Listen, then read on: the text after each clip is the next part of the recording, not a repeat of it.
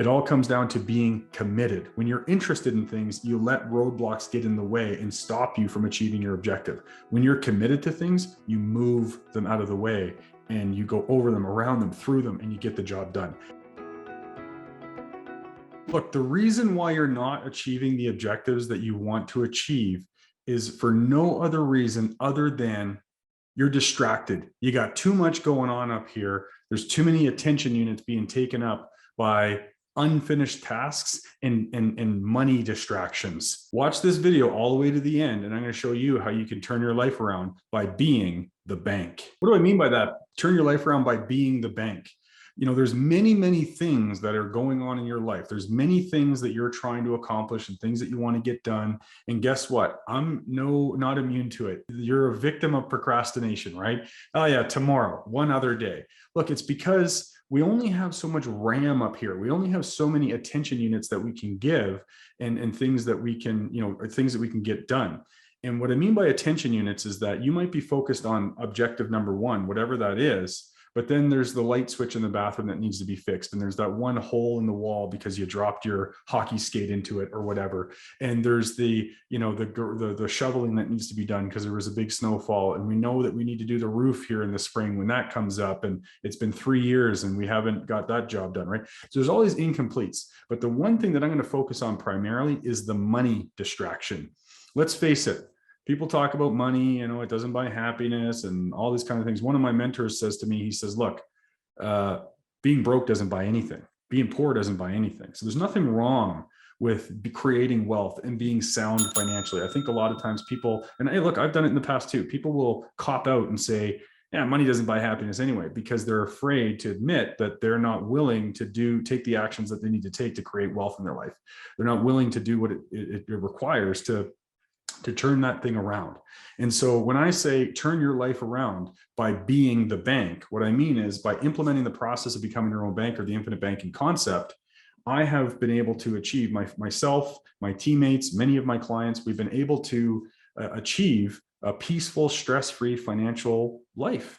I'm no longer stressed about money. I'm no longer worried about making all these payments and dealing with the debit that comes out on the 15th and debit that comes out on the 21st. And I missed this one because I thought it was this day or whatever. I'm not worried about that because I'm the one who is the banker and the bank owner in my life. I'm controlling all of my loan repayment schedules. I'm the one collecting and accumulating the money.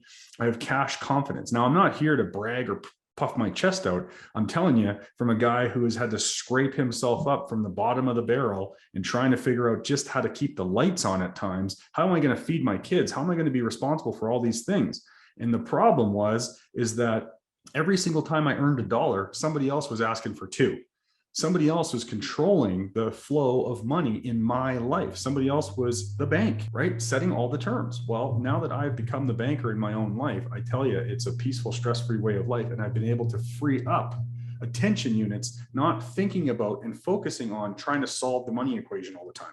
How am I going to pay the bills? How am I going to get this done? How are we going to get that done? Oh, we got to do this. We got to pay for that. And you're always worried about it. And you're always thinking about it. And if you're not, it's in the back of your mind and it's taking up attention units. So solving the money equation is one of the biggest distractions, one of the biggest time consuming things that you're spending time and energy on when you could be spending time and energy on serving other people and doing things that you're really passionate about and making a difference in the world and getting those tasks completed that you've been too darn busy to get done and too distracted to get done because, hey, how are we going to keep the lights on? How are we going to pay the mortgage? So you can turn your life around by becoming the bank. One of the most common questions that comes up when you're trying to do anything is it's always, well, okay, that all sounds well and good, Vern, but how do we get started? Well, again, the first thing that you have to do is you got to get committed. That's what it comes down to. You got to get committed. I heard there's a gentleman by the name of John Assaraf. You might have saw him on The Secret. I think he owns like Remax Real Estate. He's from Canada, but he's in the US, a really wealthy guy. Kind of a personal development type of guy and really, positive energy, all that kind of stuff. And I watched a YouTube video years and years ago with him. And one of the things that really stood out to me in that video is what he said was there's a difference between being committed to something and being interested in something. For a lot of years, I was really interested in creating wealth. I was really interested in helping my family and making a difference in the world and being the best version of myself. I'm not here to compare myself to anybody. There is many versions of myself in here, and I just want to find the best one. And I want to put the systems and structures and processes and people, most importantly, in place to help bring that out of me, to become the best version of myself. And I was interested in a lot of these things, and I didn't realize it at the time.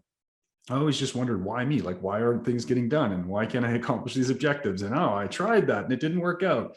And I noticed the difference between the person who was saving money or doing better in business or earning more or losing weight or having a better relationships or whatever it is, the people who were doing those things, I started to notice for myself, like when I decided to sleep in and not go for the run, or when I decided just to go, I'm going to order the pizza because I'm late and I'm busy and I don't have time to eat the healthy meal, whatever. That was me, the interested version of myself. The committed version of myself says, no, you know what? You committed to getting up and going to hit the heavy bag at 6 a.m. in the morning or whatever it is. You're tired, do it anyway. So I failed to plan for my food. So guess what? I'm failing at that. Well, guess what? Now it comes down to, have conversations with my wife, talk to my doctor, get a plan in place, start to get the nutrition, do the prep.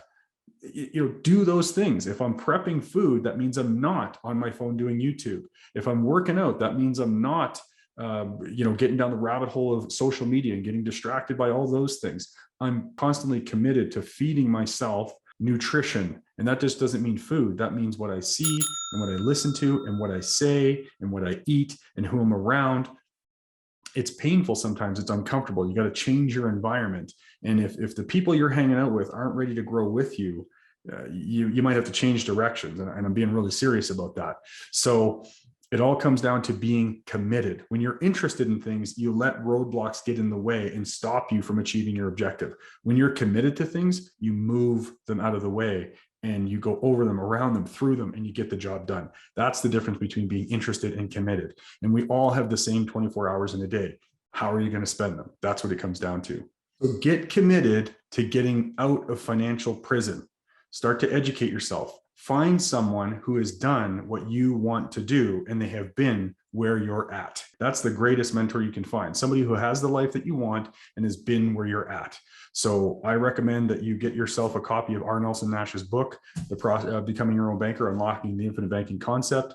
Get in touch with our team. Hit the link in the post description below and get in touch with one of our teammates so that they can get some of your questions answered and help guide you down the path. People who have walked the path and can actually show you their own process and how they implemented becoming your own banker. So get committed, get educated, and get in touch. Get a mentor, get somebody who is going to help you walk the path. Okay, that's what it comes down to.